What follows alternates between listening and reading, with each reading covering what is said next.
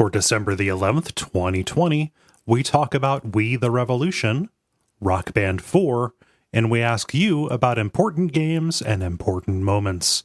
Welcome to Level 352.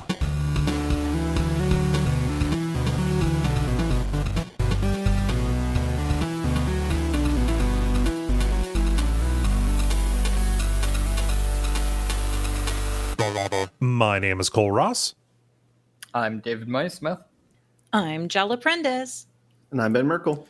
And you are listening to The Level. It's a podcast for people who love video games. Gonna give a blanket kind of thing here at the top. Our usual recording setup is not working. The service that we use is on the blink. So I'm going to do my best to set the levels for everybody, but understand things might sound a little bit different this time. Caveats over. Welcome.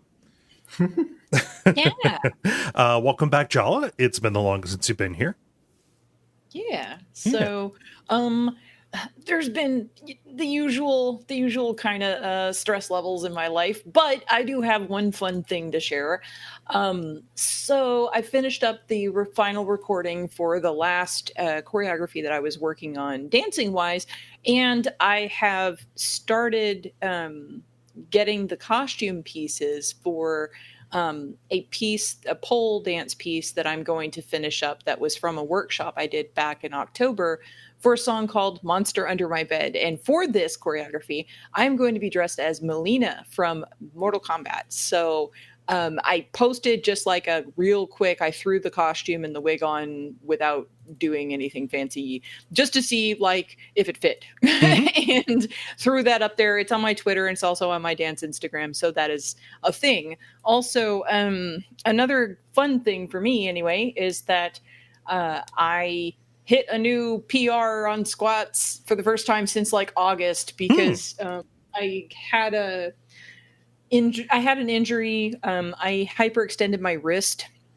and it made me kind of paranoid about doing, a lot of stuff for a while. So it kind of set me back on like all of my lifting, because your wrist is sort of important for that. So I've been nursing it back to health and working on it. And I finally hit a new PR on my squats. So that made me happy because, I finally got there at the end of the year. Yay. Nice. So, good recovery. Yeah. That's all I got. Cool. How about you guys? Yeah. David, how about you? Not too much. Just kind of bobbing and weaving. Of course. Yeah, I got nothing this week. I mean, I'm trapped in the time anomaly known as 2020. So yeah. No, I have very little that I can talk about. I just like, oh no, I got new shelves and I've been putting stuff up, but that's about it. Is new shelves and trying not to get eaten alive by my kitten. Yeah. Who, man, she loves taking bites out of me when I'm trying to work. But you're the stand-in teething toy. Yeah, she doesn't really like the teething toys very much. See, of course not. You're a lot more fun because you move. Yeah, I do. I do move. Although I do. They say you shouldn't pull your hand away because that just convinces them it's a game. So I hold still. Dottie doesn't get the message. She just keeps on like biting and licking more. So, we'll Are you see. sure this advice wasn't written by a cat? They were. It did seem like it was a bunch of cats who were all in a trench coat. Yeah, standing on each other. But I did. I didn't want to be rude and ask questions. So that's reasonable. Yeah, Ben, how about you? I also have not much to talk about. I cleaned my apartment over the weekend. I thought you were going to say I also met a cat in a trench coat. No, I did not, sadly. But I am looking at pictures of Dennis's newborn child right now and kind of laughing to myself because the baby looks a lot like Dennis. So that's funny. Yeah, no. So I was looking for photos so I could mention anything. I guess they're keeping those private. No, there's one on the level. Is there? Level, oh, yeah. Darn. Yeah. I didn't say anything about it, mostly because I was like, maybe we're not saying anything about it so he can come on the air and say, "Yay, my baby is born." I don't Yeah. know. Let's So. let's leave it for him to do the grand the grand announcement when he comes back on. But if you want to see a very cute photo All right. of that. I'll just undercut it and say that my cousin had a child recently. So cool. I'm Yeah. excited to be a first cousin. Nice. Yeah. Anybody I know? Yeah. I don't know. How well do you know anybody, really? You know what I'm saying? Yeah. We all wear masks. Well, That's a good thing. You should in 2020. Yeah. I suppose. Shit. Yeah. No, it's good. Everybody should. If we did a while ago, a lot of this would be really different. But anyway, yeah. I mean, if this can be a short intro, that's fine. I want to let people know, since the last time we recorded, we have settled on a date for Duck Stream. So not this weekend, but next, the weekend of 18th, 19th, and 20th is going to be a 48-hour stream. Go to Duckfeed.tv/Duckstream, or go to Duckfeed, or go to Twitch.tv/Duckfeed to watch that live. It'll be a good time. Yeah. We'll I'll be playing a game. We're going to be hanging out in chat. There will be some blocks on Sunday where I get relieved, which is always good because I can sleep more. Sleeping, that's a novelty. Sleeping is a novelty. Yeah, we're doing it different. Instead of the full 24-hour shift, we're doing Two 12s. Yeah, we're doing 2 12s. We're doing 12 on, 12 off, and that is infinitely more doable because having 12 hours off means that I can get 8 hours of sleep, which is fun, and make dinner and stuff like that. So yeah, you could get 12 hours of sleep. damn. I mean I could get 13 hours. No, can't do that. No. Yeah. I'm hoping this evolves into 4 6s and then 8 3s and then one on, one off. Yeah. No. Yeah. Then you guys can finish one another's sandwiches. Yep. So next weekend, go ahead and do that. But that's next weekend. This week is the regular kind of show with the grind, the multiplayer, and the end boss. And why don't we get started with the grind? The grind, where we talk about the games we have been playing over the past period of time or so. Jala, I will throw to you. Okay, so I've played a few things since the last time I was on. I actually kind of forgot about the first two because they're just really light. Well, I say they're light. One of them is light, and the other one is really, really complex, but I haven't dipped my toe in too far because I got distracted. I'm really curious about the complex one. I'll leave that for last because that one will probably generate the most conversation. So the first thing I'll talk about is Kuukiyomi, Consider It, which is a game released in December 2019 by Gmode. I have it on Switch, but it's also on mobile in Steam. I've played this. You have? I've played this, and I meant to bring it, but then I just didn't. So I guess it was too slight for me, too. Yeah, no, This is like a little WarioWare kind of thing, right? It is like a smaller, cheaper WarioWare that's basically built around thoughtfulness. You're presented with a bunch of different scenarios, and your goal is to respond to the situations in the most considerate manner possible. And the mechanic is that you move a red object on the screen in response to the situation. Usually it's yourself, but sometimes it's something else or someone else. An example is that you might be sitting down on a train and a group comes in. You stand up and then let them sit down in the chairs. This is a very Japanese game, as you might imagine from the title. So some scenarios that have the intended response that might seem a little bit weird to a Western audience, it's probably just a culture thing. But there's also a lot of humor in it. Like you might have a scenario when, for example, you're on a comedy show and there's a stuntman poised over a steaming bath telling you not to push him, and his butt is facing you, and you're supposed to push him in because you're on a comedy show, and that's what the polite thing is to do. But it's very silly looking the way that it's drawn. I will link in the chat an image of said stuntman. It is pretty good. With his butt facing you. Oh, and it's a stuntman on his butt. Yeah. Yes, he's presenting his butt to you. There are also 2 other modes that I did not mess around with. There's a co-op mode, so you can co-op this with somebody. And then there's inconsiderate mode. So You you do get the to That's where opposite. this launches Untitled Goose Game. right. So also there's a screenshot just for Cole of one of the scenarios. It's It is. it's like a bunch of, what is that supposed to be? Is that supposed to be like a gang or It's okay. like donkeys and such. And you're like posing with them for a photo, and you have to like squat your little dude down, and it says YOLO at the top. Yeah. Hello. See, I feel like this sounds, I don't know, this whole like present a social situation and what's the most considerate thing? This sounds like an anxiety simulator.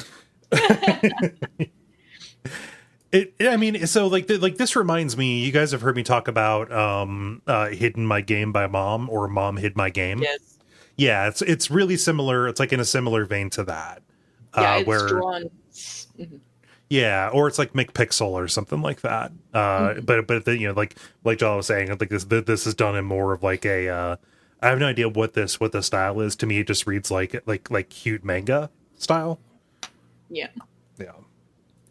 So that is the first thing that I played a bit of. I did not finish all of the scenarios or anything, but I did play it for a little bit, and it was pretty entertaining for the bit that I played it. Just kind of like a relaxing game. Any questions about Kuukiyomi? Consider it.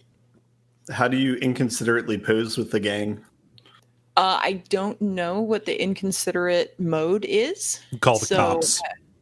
Yeah, like I guess the inconsiderate thing would be to remain standing and not squat with them, even though everybody else is squatting. But by not conforming, you have proven yourself to be the most rebellious of them all. No, because now you're going into a totally Western sense of.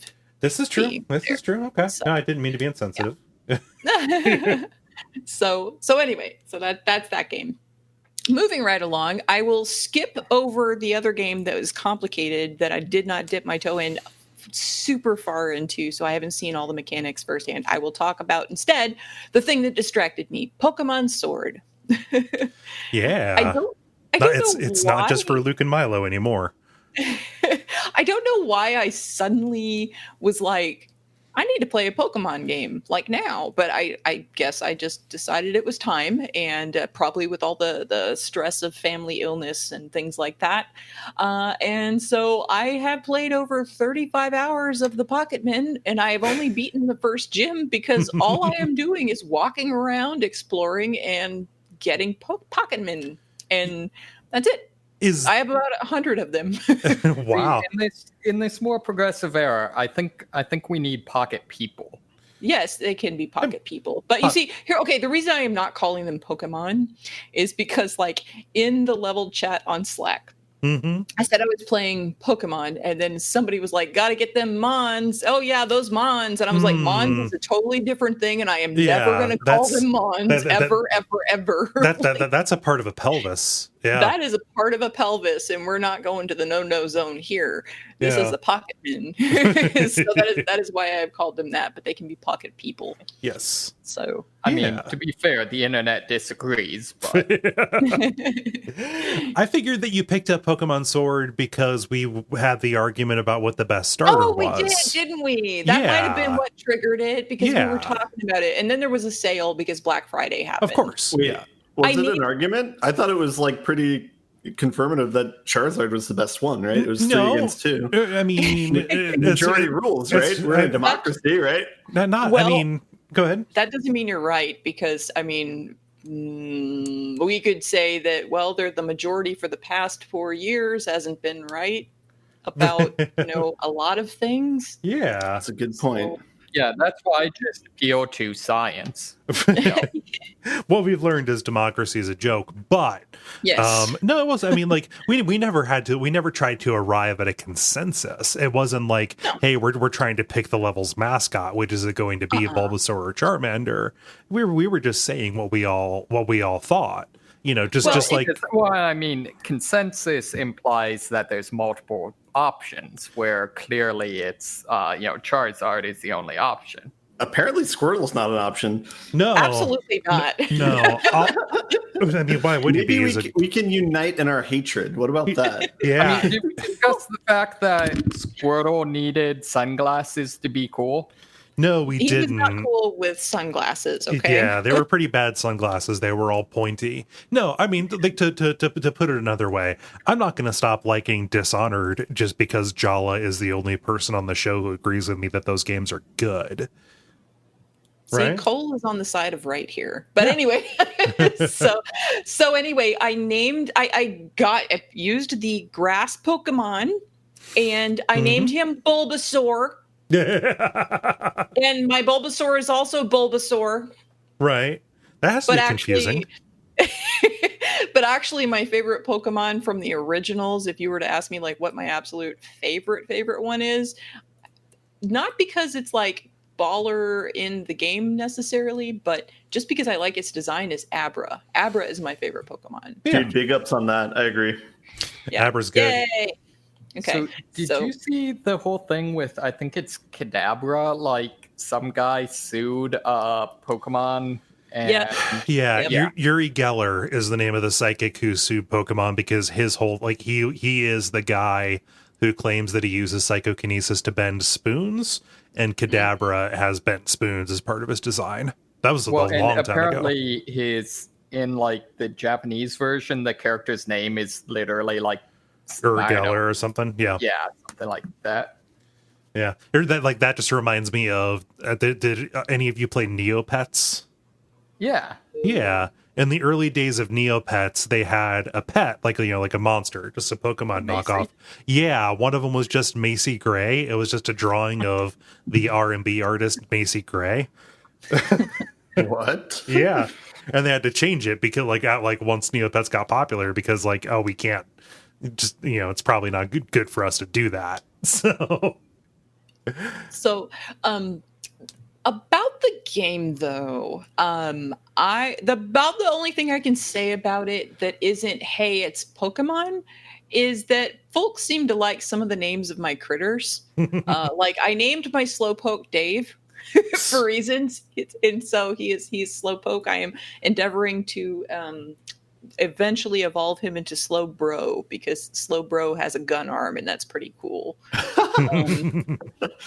Meowth is Greta, Purloin is Dottie. Cool. So some of them are named after critters I follow on the internet. Like there's a juniper fox. There is a pepper who is named after an African gray that I follow. But like Ninetales is Naruto, and Snover is Freezemeister, and so on and so forth. Like I named them different stuff. Applin is Crabapple, after Mrs. Crabapple. So, wait, that's how you pronounce it? I've been calling her Crandall. That's a joke from the show. Yes. So Scraggy is middle manager, because Scraggy is like this little lizard dude with very alarmed eyes who has like what looks to be a tie, and he's holding on to little pants. And he just looks very alarmed and small and weird. And so like I just called him middle manager. Nice. Magikarp, who is now Gyarados, is Vegeta. I have a Monokuma. So they're named all different kinds of stuff. Vanillite, which looks like a ice cream cone, is Dairy Queen. Cool. So anyway, and prior to this, what was the most recent Pokemon game that you'd played? I don't remember. No. I don't know. I know I played it's been a long time. Like I know I played Pokemon Puzzle League. I know I played Pokemon Stadium. I don't remember if I played anything after that. So it might have been like the longest time since I played a Pokemon game. And those weren't even like the way that Pokemon games are. Those are like, spin-offs. Yeah. So, you know. I looked up Scraggy, and I love that the Pokemon is apparently just the congealed anxiety of boomers about people wearing baggy pants. Yeah, pretty much. It's middle manager. I'm telling you, that's the name of it. Oh, and then the other thing is that Dave also picked up Pokemon Shield, and we have done a few little raids together. And every once in a while, like we'll have a powwow and trade, and then we mildly upset each other with the names of each other's Pokemon. Like I disapprove greatly about most of the names that he picks, and he disapproves greatly of most of the names that I pick for mine. And so we just mildly upset each other with whatever we call them. Well, yeah, I mean, what's the purpose of naming a living creature if it's not to troll somebody? Yeah. So that's my experience so far in Pokemon Sword. I have gotten to the place where the next gym is. I am just wandering around Yeah. and doing other stuff. And I also have the expansion packs. So I've been wandering around the island, Isle of Armor, also doing the exact same thing, just catching stuff. Nice. So I'm surprised that much like real estate is available to you without having beaten more gyms. Like at some point, is there like an especially tough teen standing in the way, or is it literally just you can go wherever, you just have to clear the gyms in a particular order? Well, you can only capture Pokemon of a certain level until you beat the gym. And so after you beat the gym, then that level that you like until you beat the first gym, you can only capture up to level 20 Pokemon. And then when you beat the first gym, you can capture up to, I think, is level 25, and so on and so forth. So, one thing about it is that on the expansion pack, there is a whole bunch of real estate that you can go to. And because originally the expansion packs were supposed to be played after the end of the main game, but they adjusted it to where you can get to it from the beginning of the game. And so the levels of everything on those two different islands that you can go to are adjusted so that you can play it at whatever level you start the game at. Oh, cool. So that means there's double the amount of Pokemon that I can go, or triple the amount, actually, if I were to go to the other place, which I have not even touched, the other expansion island. But I could be theoretically playing like 100-something hours of this game and not have beaten the second gym yet. Because I also level up all of my Pokemon at the same, like all the ones I want to keep, I am leveling up consistently. So they are all leveling and, getting stronger together so I can use any one of them. Yeah. Whereas Dave's approach is I'm going to have like 5 or 6 rather, because that's like a full team. And those 6 are the 6 that are going to be leveled, and everybody else is going to be like whatever level I caught them at. So, but Nice. Anyway, so that's that. That's my experience so far playing Pokemon Sword. For more adventures about that, you can look at my Twitter. I post screen caps. So, Nice. Yep. Any questions about that? It's a Pokemon game. No questions here. What's your guys' favorite Pokemon? I already answered that question. Yeah. So I was thinking of a similar question in my mind of like, what's the dream team that you have if you like for your 6? And mine would be like the original 3: Pikachu, Abra, and Gyarados. Whatever order or whatever evolution they're at. Yeah. Like in terms of designs, like my favorite design on a Pokemon is from Pokemon Silver, Sudowoodo. That is it's the rock Pokemon that pretends to be a tree. I just think that's a really cool design. And the original 150, it's hard to say. I think Oddish is extremely cute. I named Oddish 420. Yeah. How about you, David? Yeah. I think mine would probably be Farfetch'd. Oh, Farfetch'd is good. Yeah. Okay. Especially the fact that apparently in like certain versions, instead of having the little beat 'em leak, he's got a leak like Odachi or whatever the giant samurai swords are called. Yeah. Nice. What else have you been playing, Jala? I have one more game to talk about. It's called We the Revolution.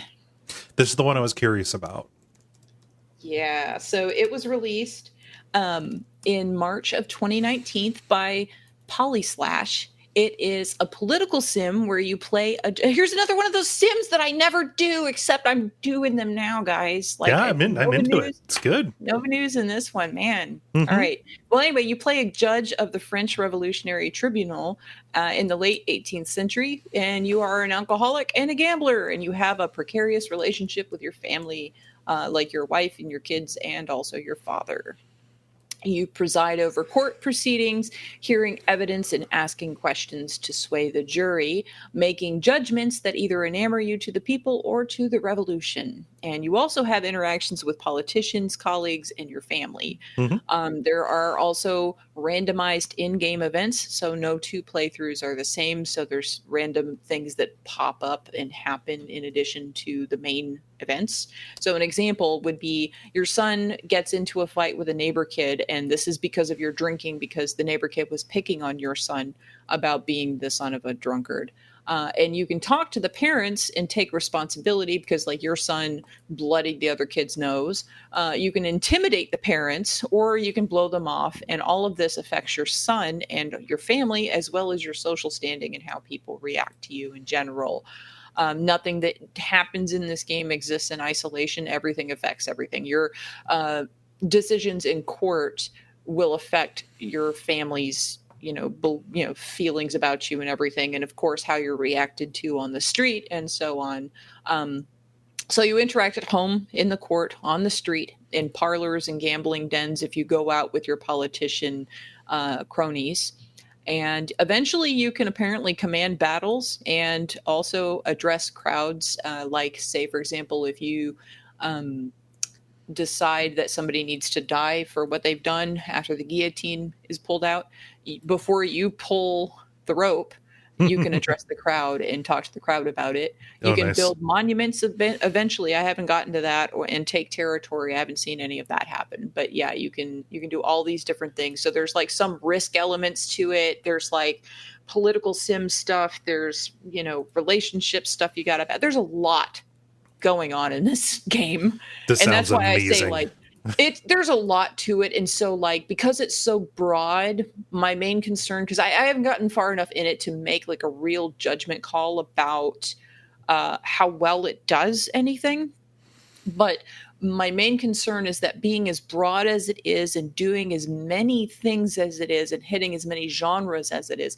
I don't know if that will compromise, how any of those mechanics play out, or, it's obviously going to compromise the depth to which you can sink into anything in particular. Like, say, for example, when you are presiding over a trial, you have like one page of case notes, and there's a mini game that you do.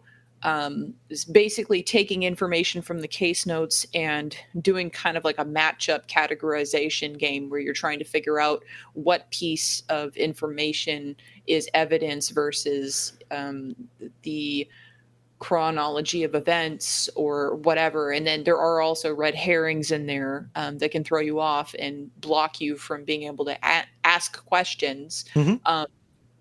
You only have so many questions you can ask, and some of them will lean the jury one way or the other, for or against the person that you're judging. Mhm. So, but like, you can't come up with any new questions. You aren't presented with any more information. You have the guy in front of you, and then you've got, maybe, if you're lucky, a witness or two. Yeah. And that's it. Like, you would just have to make the call on that information. You can't deliberate over it and uncover a lot, like in a Phoenix Wright Crazy Thorough kind of way. It's not that kind of a depth to Right, it. right.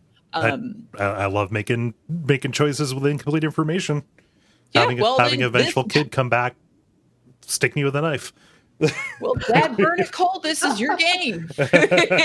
So this game measures progress in terms of days. And as you might imagine from what I'm telling you, a lot can happen in a day, because not only do things happen on your way to the courthouse or once you get there, but before court is in session, but then right afterwards, even in the middle of court, sometimes some of the events, the random events, will pop up and you have to reply to those. And then on your way home, stuff will happen. And then when you're with your family, you have conversations at dinner. Sometimes you have guests over, and then you get to pick how you want to spend your time in the evening. If you want to go out with your cronies to the gambling den, which gets you more political clout and, gives favor with the revolution, or do you want to go home with your family and actually spend time with your kids, and like, even when you're at home, what you decide to do with your time isn't pleasing to everyone. You can't please everybody in your family with whatever you're doing. Like there's no way to make everybody happy.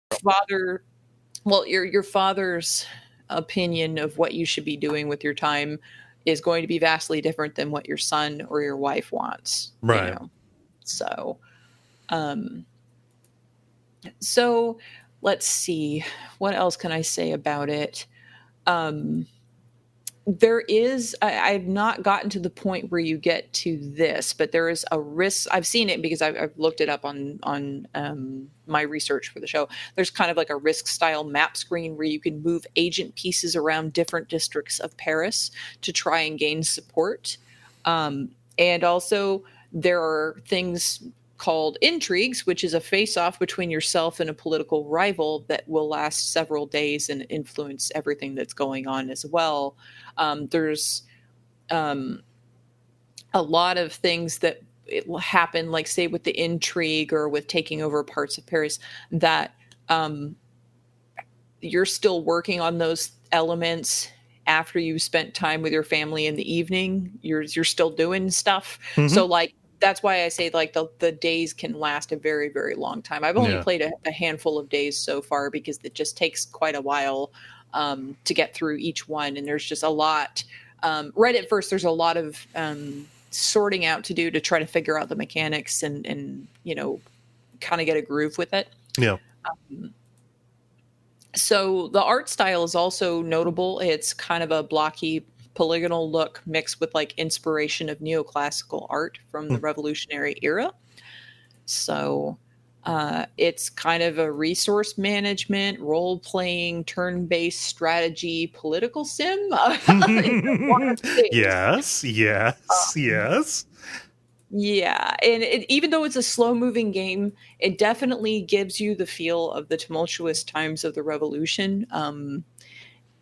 Even if the overall execution is kind of super ambitious for all the different things that you've got your hand in. Yeah.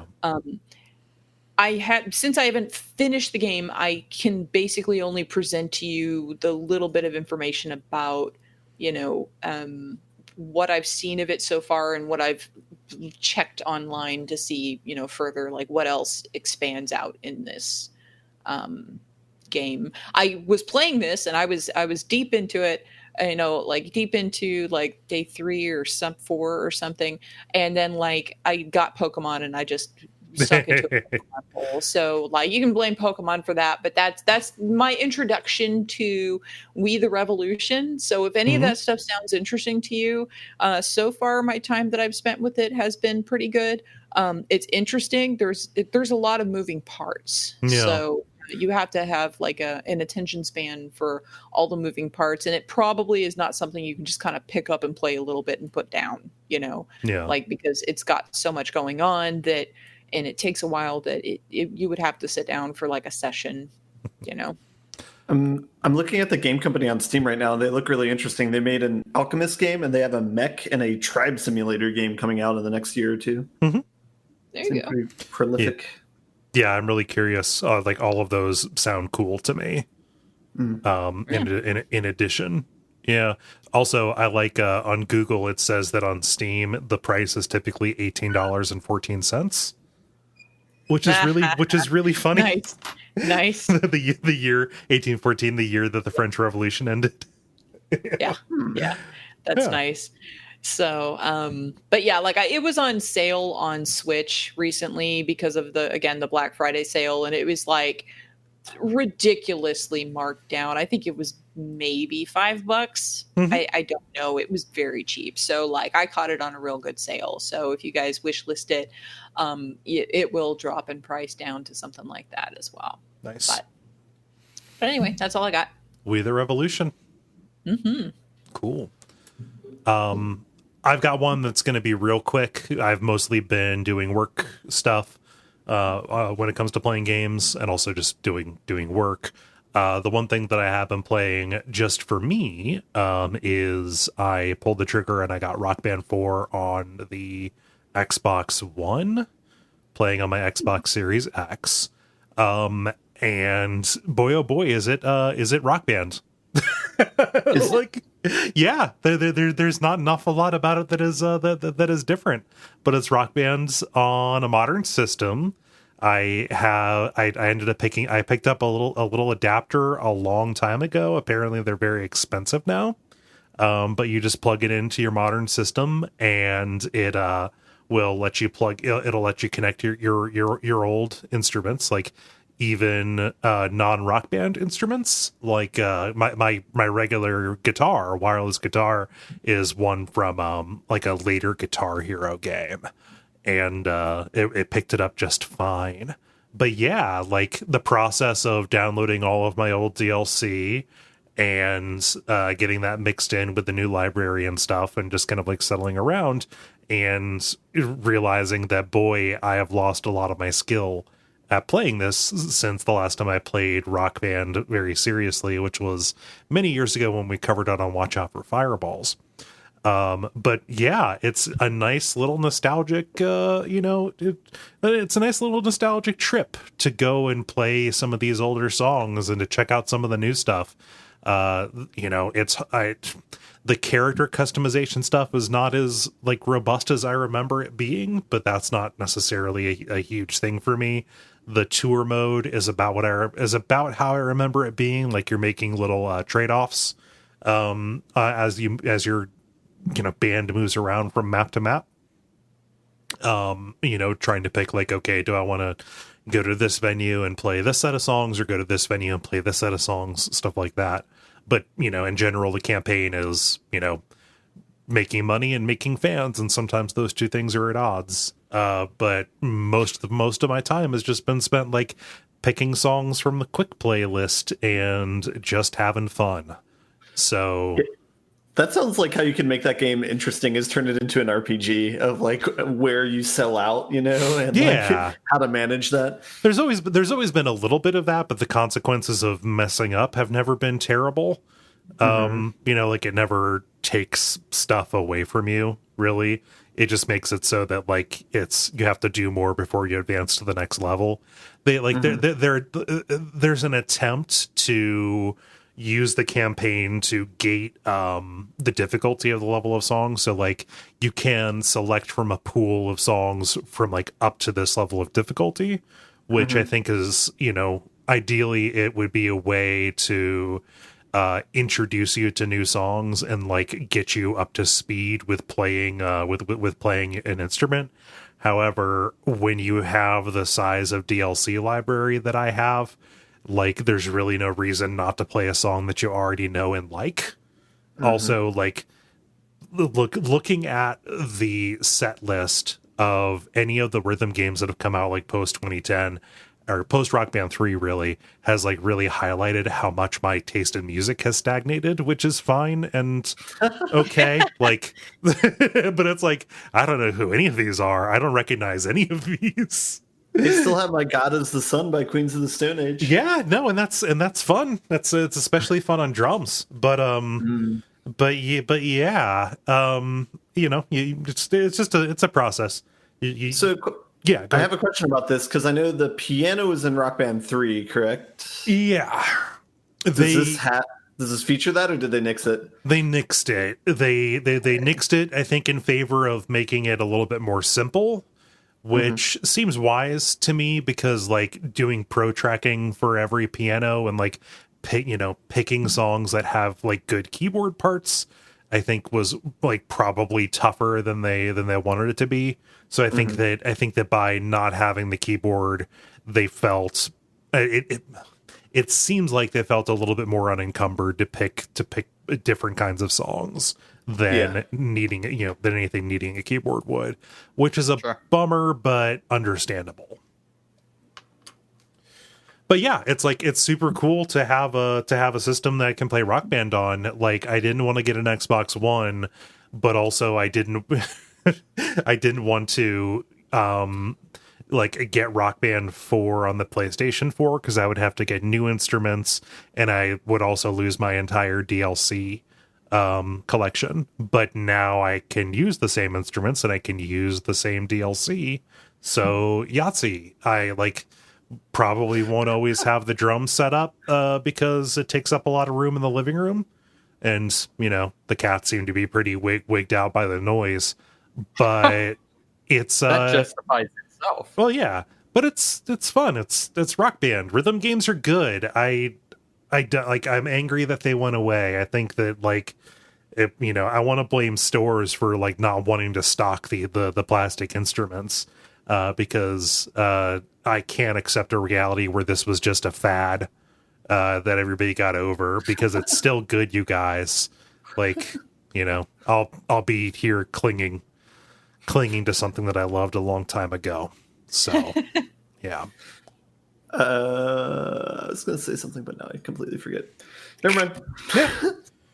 But that's it. That's all I got is Rock Band 4. Oh, Cool. I think it's funny that at any new console, it's more financially feasible for you to just buy a new console than to try and buy an entire new library for a different console than the one you have. Yeah. Yeah, no, I was already like really invested, hundreds and hundreds of songs, and like even like export licenses from the older games. Like you can't take the codes that you had from the older Rock Band games and use those. Like the licenses expired. So like if I wanted to get songs from Rock Band 1 into the game, I wouldn't be able to do that because they're just not available for you anymore. So And that is why we have piracy. well, so it's there are like freeware fan developed Rock Band Guitar Hero clones available on PC, but I don't know. That seems fiddly. I like having my Xbox One. So Sweet. yeah. Let's see. David, how about you? Not a whole heck of a lot. I've been continuing on with Nioh. So been experimenting. I got the DLC, which unlocks the ability to use fist weapons, which is kind of interesting. Their whole thing is most of the abilities, or most of the other weapons, have a set combo that doesn't loop. Just like in Dark Souls, whereas the fist weapons, all of their abilities can loop indefinitely, and all of the active abilities can loop into each other. And you basically get a damage buff that scales with how many different abilities you've used since last stopping. So it more or less implements like a combo system. Oh, fun. So yeah, so I am incredibly bad at it, but it is a thing that I will probably at some point watch people online who aren't bad at it do awesome things. How does that play with like the stamina drain system? So that's the other thing that I'm trying to learn is they have a ability called Flux, where basically if you use your key pulse to regenerate your your stamina, and then immediately switch to a different stance, you'll actually get even more stamina back, to the point where you can actually regain more stamina after a combo than you spent on the combo. Okay. And so if you can juggle the keys, you can basically just keep attacking indefinitely. I'm kind of mixed on it. Like, I like the idea of them adding, more sophistication to the system, but it just seems almost purely fiddly, especially considering that for many of the weapons, your moveset can differ dramatically based on what stance you're in. So, for example, for most weapons, maybe all of them, you can only parry in one of the stances. Oh. Similarly, like I use the tonfas the most often, and they are basically, you have dramatically more iframes when you're in the lowest stance with them. So my understanding is that people that get real good will like learn to actually switch stances before they dodge, that sort of stuff. Yeah. But I don't know. I'm a big proponent of I judge games, difficulty and complexity and stuff like that based on the degree to which they actually teach you and enable you to use those features. And at least so far, there doesn't seem to be any degree to which they make those accessible. Yes, I am not surprised by this, given how you described the game last week. Yeah. I mean, it seems like a game that you would need that, like, any documentation that exists is primarily from the wiki, and maybe that information from the wiki is pulled from like a really like hyper specific strategy guide that was published somewhere. Right. Well, I think the biggest thing is it's not even just knowing about it, it's even being able to physically do it. Right. Yeah. They do a pretty good job of teaching you, like I said, the key pulse, those sorts of things. Like, those are pretty accessible. Anything after that is kind of suspect. Yeah. But let's see. Other than that, so I just posted a picture into the Slack. I met a character. There is definitely, like, Jason Momoa can be your sidekick in this game. What is this character? So basically, in one of the levels, like, one of the factions that allies with you is a faction of good yokai. And it's led by a dude who is a half kappa, who is... What does that mean? So, like, kappas are little turtle water demons in Japanese folklore that drown people. Oh, tight. Yeah. They traditionally, have a bowl of water on their head so they don't get dehydrated when they're walking on land. So the way you defeat them is to bow to them, because they're very, very polite, and they'll bow back and spill their water. Mm-hmm.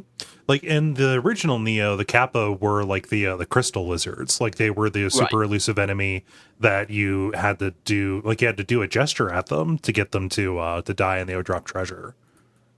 Yeah, I've confirmed that in this one at least, bowing does not work. Okay, they just kill you. Yeah, but... and if they snuck up on you, they would reach into your abdomen, which is another part of the myth. There's something about your soul being up there, but yeah. Yep. But he is a half kappa, which is strange. Yeah. So your character, so the one of the new lore things is that there's people running around that are half demons, including your character, that allows them to basically, use, I don't know, magical abilities and whatever else the plot needs it to mean at that present time. Okay. For this character, it apparently just means, for at least as far as I can tell, he can swim really, really well. Okay. But yeah, just a I don't know, just kind of a entertaining character.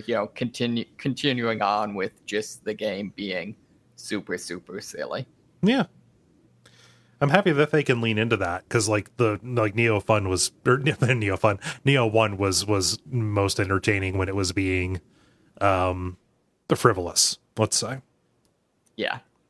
It's they definitely lean pretty hard into that. I think my favorite so far, Guardian Spirit you can get, is just like a goat that's just like the stereotypical like wise old man, like just running around giving you random advice. Mm-hmm.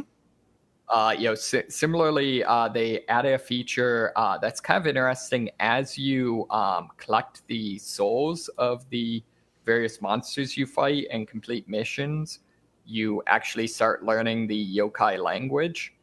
and so you can understand what the various like enemies and stuff like that are saying to you. And most of it is just, kind of, blah, blah, evil, eat, claw, bad, that sort of stuff. But some of it's fairly funny. So, like, for example,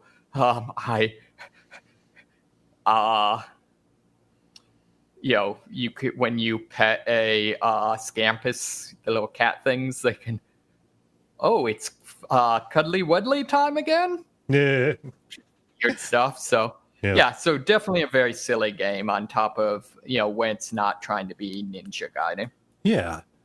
Man, one of the best like books that I've gotten and flipped around in recent years has been just like a couple of like reference books on yokai.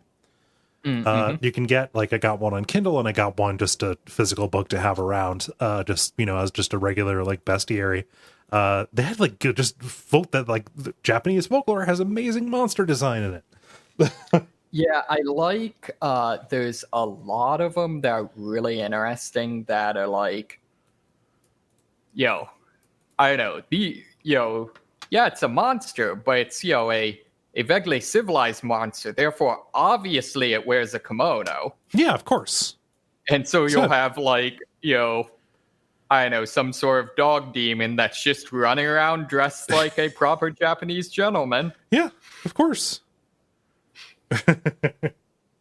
What kind of boss fights have you gotten into? Because I remember Nioh 1 being mostly like duels. A lot of them were like duels. But this one sounds like it probably gets a little bit more outlandish. Yeah, so it seems like about half and half, duels and like giant monster fights. There's actually an interesting one that Dora just had that is basically you're fighting another shiftling, so it's someone who has all the same abilities that you have. Okay. So they can, transform into demon form. They can, summon their guardian spirit, those sorts of things. So that's kind of interesting. I think probably my favorite is there's a yokai that is a weasel that has like katana attached to its arms and just like can control the wind, and so goes around chopping down trees and stuff. It's very much the anime, like all anime fight scenes hate trees. It's just cool. And there's a really cool boss fight with that where you're in a forest, and so you're fighting this thing. It'll be like ricocheting off of trees and chopping trees down to get to you, and things like that. Okay. Yeah, a lot of good stuff. A lot of I think one of the interesting things is, if I think of like the Soulsborne games, there's a couple of, there's a number of, I don't know, I'd almost say like classes of enemies. So like, like the, dual encounters with like the, Black Knights, those sorts of things, the random zombies, those sorts of things. Yeah. The thing that Nioh has a good deal of that I don't recall from the other Soulsborne games I've fought is kind of the mid-size enemies, not big enough to be full-on bosses, but also too big for you to, just do the normal like shield and duel type of thing. Yeah. I mean, I guess you have that some with like some of the giants, things like that. Yeah. But yeah, there's a lot of really good enemy designs in this that are kind of more of that sort of gameplay. Nice. Yeah, I mean, I just the subject matter and like the aesthetic stuff of this sound really interesting to me, but I'm just really intimidated by the complexity of the play that you're outlining. Yeah, it's I mean, the good thing is you definitely don't need all of this. and the game really does not stop you from cheesing Well, that's at good. all. Yeah. So like I've been experimenting some with the ninjutsu stuff. Mhm. And so I now just can equip like a crap ton of shurikens and stuff like that. And so if I want to, I can just, any given enemy, I can pretty much cheese down. Yeah. But yeah, it definitely, if you want to play quote unquote optimally, it's very high skill ceiling. Yeah, well, I don't. So that's good. Nice. You played anything else? Nope, that's it. Cool. Ben, how about you? Well, we're going to end this segment with a whimper, not with a Okay. bang. I've only just played like regular multiplayer games that I typically play. I will talk a little bit about Raft, maybe, because I've continued to play that.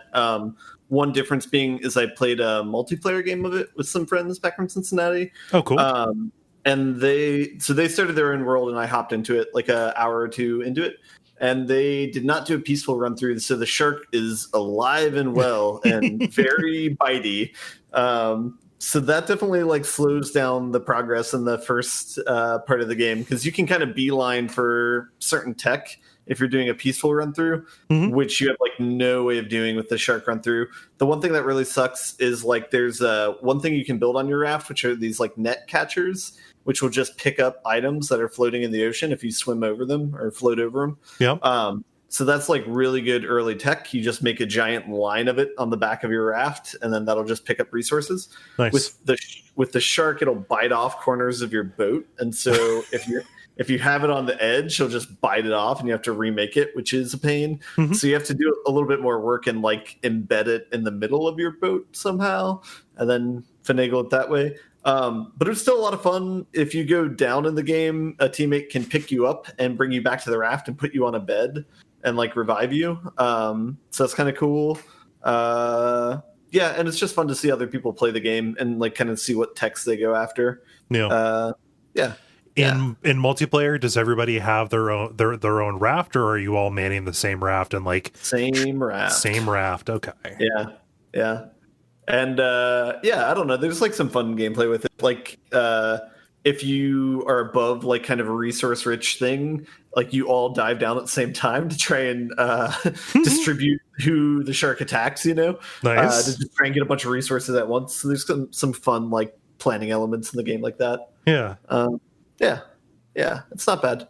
And then I showed him the raft that I had. I have a sweet like Tower of Babel on my raft. I had done this on my friend's raft, and then I continued it on my own. But it's pretty fun to see because it takes like maybe 30 seconds to a minute to climb to the top of it, and like you can still see like it's above any of the high points of the game. Like it's above like this like big island that I'm near. And you can still like see the rendering of the boat, but like you can see the like faders start to kick in. So I'm very curious to see like what's the limit, like how high you can go. Yeah, that's very rewarding though that they allow that sort of thing. So yeah. So can you like off the shark, or is it just like yes, just you can. there indefinitely? You can. There's you get a tech that's a spear, and you can get better spears if you want later down the line. But yeah, you poke it to death, you get some shark steaks, and it leaves you alone for a little bit. But then another shark will come by in like 5 minutes or so. So you only have a limited time to take advantage of the sharkless waters, or you just play on peaceful. Either way. Yeah. Nice. Yeah. So I've gotten to the second like chapter, I think, which is like I think they've done 2 different chapter additions to the game. And it seems okay. I'm going to spoil the game a little bit. Yeah, it's fine. Go. You can get zip lines. So that's like a mechanic you can get. So maybe that's cool if you have a giant like mansion raft that you can zip line from place to place. That sounds great. Yep. Second, it's pretty cool. That could be a contender for a good group game to play. Ooh, yeah. Nice. Did you have anything else? No, just like Deep Rock Galactic and Rocket League, but I'm not going to talk about it. Cool. Multiplayer. Now it is time for the multiplayer, where we ask you a question and then you answer it. Jala, What is the question that you ask the nice people? Well, since Dennis is out this week due to the birth of baby Furia number 3, I thought that whatever he's playing right now, he will relate to his new baby's birth. So, my question was, what game do you relate to an important event in your life? Yeah. And I will start here with David's response. He says, Puzzle and Dragons Z and Mario Puzzle and Dragons on the 3DS. It was the first game my daughter started playing on her own. Watching her go from haphazardly spinning the orbs around the screen to planning her moves and making combos has warmed my gamer dad heart. Oh, Nice. I'm not aware of what Puzzle and Dragons is. Has anybody else played that? it's a mobile game that's Gotcha. like I had two coworkers at Konami who sunk like thousands of dollars into it. So it's like one of those types of games. Gotcha. Yeah. Huh. I'm curious, but it's that is a heartwarming story. Let's see here, Ben. What does Greg say? Greg says, the SNES was the first major purchase that I did with my own money. I bought the system with Super Mario World for $180 and Final Fantasy IV for $70 in early December 1991. It's crazy that those prices for games haven't changed since then.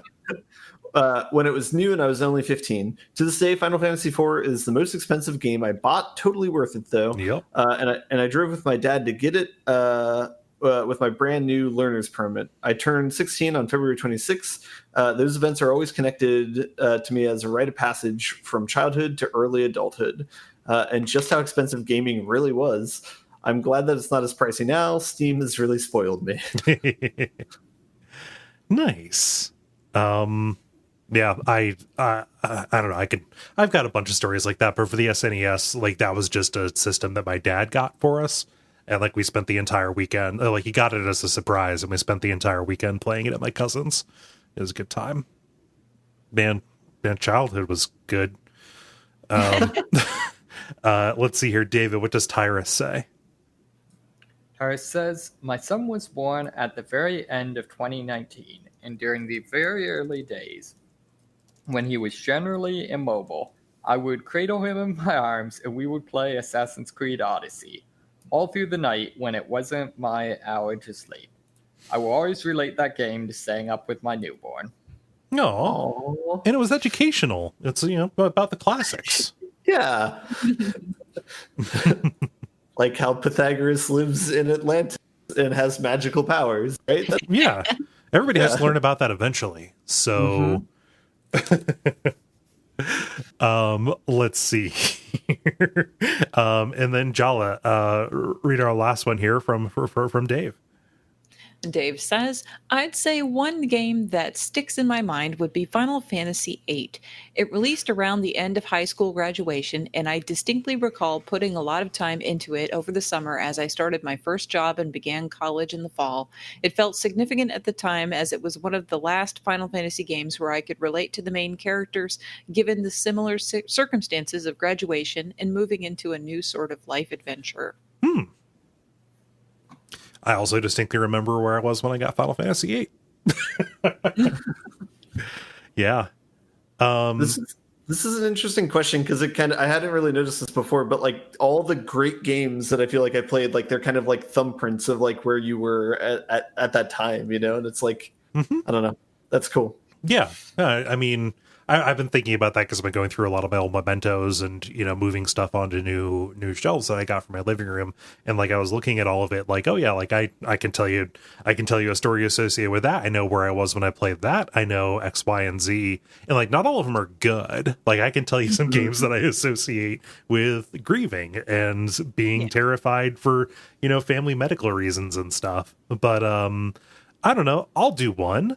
Shadow of the Colossus, even though I played a little bit of that before I jumped into it with you guys, with the Cincinnati folks. But no, I always associate Shadow of the Colossus with moving out of the house and being in the dorms and playing through it, handing it off with Ben and Ben, you there, and David, you were around, and Dennis was around. Yeah, no, that was a good time. Oh, I thought you were doing like an audio check. Like, am I here right now? No. Yeah, it was just it was a fun like group activity, passing controller back and forth and playing Shadow of the Colossus as like an early kind of bonding thing. Yeah. It's appropriate, it's a game about leaving your home and doing horrible, irresponsible things. Yeah. But yeah, that'll be my answer. How about you, Ben? Yeah, it's tough. I was thinking Shadow of the one of the ones in my mind, but I think I'll go with Halo because that kind of bridged the gap between like high school and college. Where it's like I played with a lot of like high school friends who do like weekend parties, like LAN parties and stuff like that. And then we literally like brought that to college, I think the first year or two, because I know I played with people when I was in RA the second year. So that was like a really good like way to bond with like new people and meet new people. Yeah. So yeah.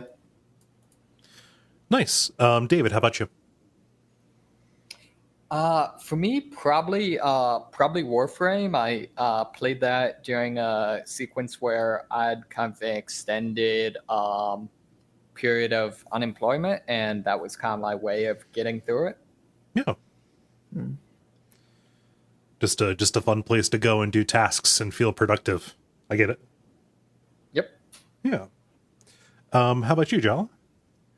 Well, I have a lot of different things that I can bring up. Like, if you're going to go with college, say, for example, I had Azure Dreams, Digimon Card Battle, and Morrowind, and I played all of those. And Azure Dreams and Digimon Card Battle, I played with my boyfriend of the time, and we used to just stay up and pass the controller back and forth.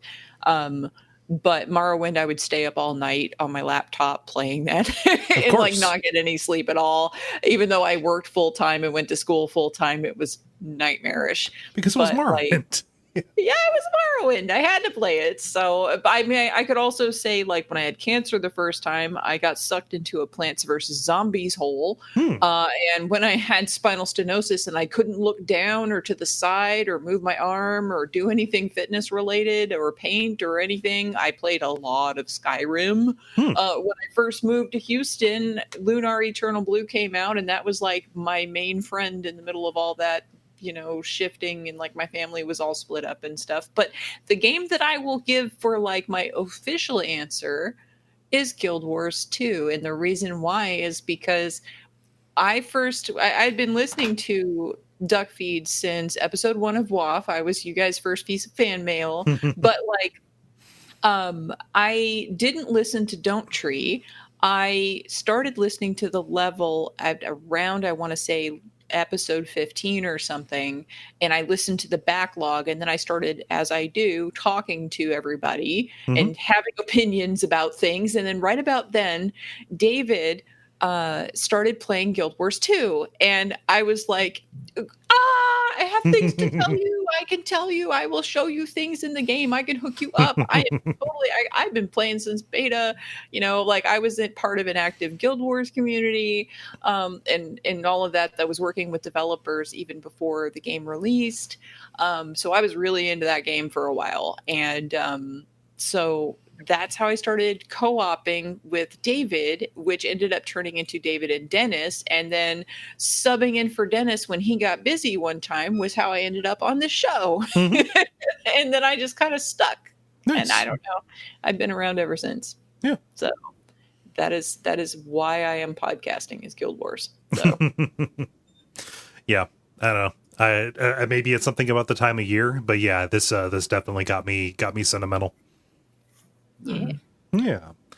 Thank you, everybody, for writing in. If you would like to participate in these, go to facebook.com/the level podcast. Watch the prompts to go up on Monday afternoons. Thank you, Jala, for putting this one up. The end boss. Now it is time for the end boss, where we talk about things that are happening in the world of video games that are exciting to us. Jala, what's going on? What's this article that you posted? Well, there's a new video game site in town, and it is called the Game UI Database, and it's all about, you guessed it, Game UI. It was created by Ed Coates, the senior UI artist at Double 11, who worked on the PS Vita version of Little Big Planet and the recently launched Minecraft Dungeons. This site was a pandemic project for him. He made it basically because he said the most frustrating part of his job is hunting for reference material when building something new when it comes to the UI. It's easy enough to find screenshots of games you are already aware of, but unless you have an intimate knowledge of every single game out there, discovering new sources of inspiration can be a challenge, he says.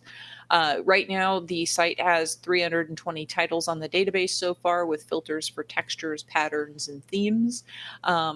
Basically, just there as a reference tool for devs and anybody who is just, for whatever reason, very enamored of game UI. He says, UI design is a pretty misunderstood field in the games industry. Many studios haven't fully realized its transformative potential in their games. And I actually rather agree with that statement. That could really make or break your smooth use of the game overall. So, how many times do we talk about a game being poorly signaled and stuff like that? A lot of the times, it like just the information that you need, there is no place on the screen for it to go. Yep. Yeah. This is cool. I'm really curious about this. I'm actually going to keep this bookmarked and poke around at it because whenever I do graphic design stuff for the network, oftentimes I am looking for reference, and this could be very useful, actually, when looking at info layouts and stuff. Nice. Yeah. I am happy to learn about this. My story is not something I'm excited about. This is actually a PSA. This has been controversy here on Twitter, at least today, early on. And this seems like it's worth everybody knowing about. So Cyberpunk 2077 comes out this week. It will be out by the time you hear this. Lots of controversy about it, controversy about CD Projekt Red and, you know, certain things that the studio has done in the past and certain depictions. All of that discourse is out there, and there are smarter people than me who are talking about it. But something that I think you need to know about is that there are sequences in the game where elements of the screen in the world and in the interface will flash in such a way that is basically designed to trigger epileptic seizures. Like people who know. When you say designed, are you implying that it's intentional? So intentional is probably a rough thing. That is probably a pretty hostile way to do it. There are people who are familiar with the way that seizures are epilepsy is diagnosed and triggered. That when I have, when this was kind of breaking, they were saying, yeah, this is specifically around a device that is used, like I think in the game when you jack in. To go into cyberspace or whatever, and they say it is modeled after and very similar to a device that is used to induce seizures in people in real life, like in medical situations. There are no options in the game to reduce this effect. And, you know, people are throwing around kind of off a lot of conclusions that I have no idea if there's too much evidence for it. But at the very least, this kind of shows that they did not, at no point in testing were they like, maybe these flashing lights are maybe a bit much. Most games in their EULAs, they have an epilepsy warning, but epilepsy is not a monolith. There are different triggers for different people. And this is apparently especially pretty rough among people who have already been testing. CD Projekt Red has responded and said, we're going to do our best to put an extra epilepsy warning on as we try to find an extra epilepsy warning into the game as we try to come up with a more permanent solution. But I think right now, as this all gets sorted out, it is important for anybody who is going to be playing the game to understand that this risk is here. You may, have dealt with seizures in the past. A lot of times seizures, when you find a new trigger, you may, stumble across something that you didn't know about yourself medically. So just understand that this is out there, this is happening, and it's worth knowing and looking at more information about it. Yeah. Sucks. I really hope nobody gets hurt. Yeah, But maybe they'll fix that in my story in the day 1 or day 0 patch that they're releasing for the game. Yeah, a whole 43 gigabytes. Hi. Yeah. You know, they were so nice in The Witcher, like the game, like they gave you a map, they gave you a bunch of stickers. With Cyberpunk, you buy the game, and then they give you an entire another game to download before you play that game. You know, what they give you is the gift of anticipation. It's you know, I think that a lot of people, they sit down and they think, I've got a new game and I want to start it, and that may not be best for them. They need to be in the right mind space. So, you know, depending, like if you're like me out here in a rural area, a 43 gigabyte download patch, yeah, that'll probably take about an hour and a half, something like that. It's just good to know. So the good thing is that you can do this ahead of time. The 43 gig one, they also have a day one that they're going to release, I think, the day the game comes out. But I don't know if that's like strictly enforced, like you need to download it or not. This is all kind of like a moot point because this is going to be coming out after the game's out, I guess. But you can like buy the game right now too before it comes out and like pre-install it on your whatever system you have. Yeah, they'll all be like unlocked at the right time. Yeah, I don't know. I'm excited about this. It is kind of and the reason why they're doing all this too is, so I've been following like the reviews of the game. Like they all seem to be pretty favorable. The one consistent like criticism of the game so far is that it's very buggy, and so apparently this is what that's kind of addressing, is a lot of the development they've been doing in the past few months is like bug fixes and stuff like that. Yeah. So that's part of what you're downloading in the day 0 patch, and developers at studio said that that's not even going to be the final one. Like there's still going to be more even after the day 1 patch. So I don't know. Hopefully it's so hopefully in whatever the finished copy of the game is, like they remove things like what you talked about. So yeah.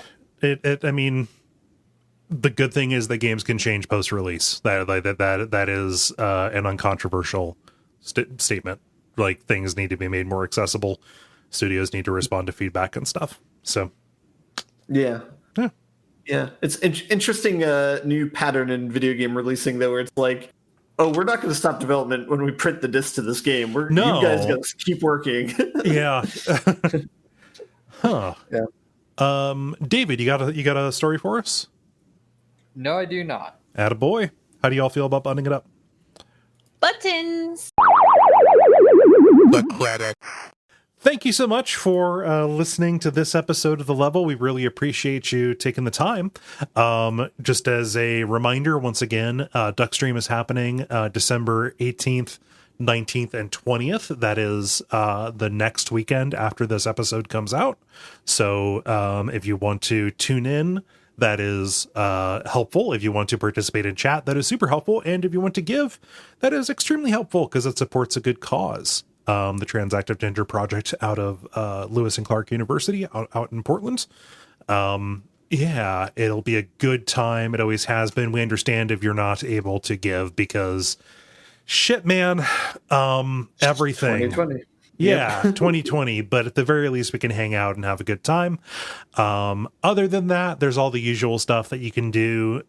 We extend a congratulations to Dennis. We're looking forward to having him back on so we can talk about the experience as much as he wants to, but we wish him and his family the best. Otherwise, though, I've been Kole Ross. You can watch my streams on Twitch at Duckfeed.tv. I've been David Smith. I'm always Jala-chan in places.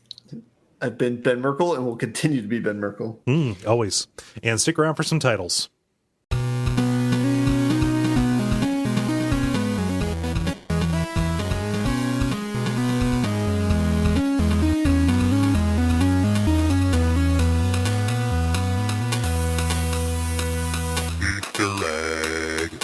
Well, you say that, but I don't have any titles. I don't have any titles either. David. David, it's all you. I've got no titles. Okay, Oh, well, I'll no. find. The episode with no name. Yeah, I'll figure something out. Don't worry about it. Something will kick up when I'm editing. Podcast with no name. Where did it come from? Where did it go? going? Yeah. I'm not calling this episode Cotton Eye Joe. All right. Cool. Take care, everybody. I'm gonna go. I'm sleepy. It's been a long day. It has been a long day. Yeah. Have a good week, everyone. Yeah. You too. Bye. See you guys Later. Bye. Bye.